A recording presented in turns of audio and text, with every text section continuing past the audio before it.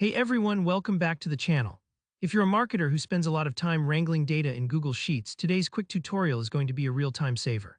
I'm going to show you exactly how to remove a specific word from multiple cells in Google Sheets all at once, perfect for cleaning up messy campaign reports, transforming lead lists, or just getting your data into a format that's ready to use. By the end of this video, you'll know a practical, efficient method that'll spare you from endless manual editing. So let's dive right in. Alright, the first thing you want to do is open up your Google Sheet with the data you want to clean. Now, here's the trick to working smarter, not harder. Instead of editing each cell one by one, we're going to use the built-in Find and Replace tool to wipe out a word everywhere it appears in just a few clicks.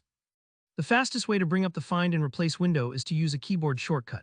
Just press Ctrl and H together on your keyboard, that's Ctrl plus the H key.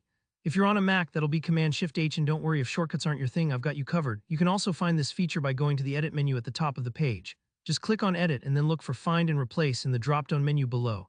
Both methods will get you to the same window.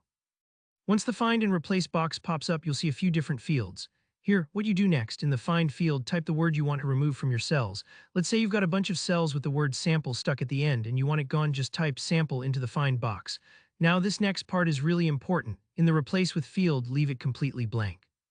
That way, you're telling Google Sheets to delete the word entirely, not to swap it for something else. If you type anything in, that new word or symbol will take its place, so double-check it's empty if your goal is to remove the word completely.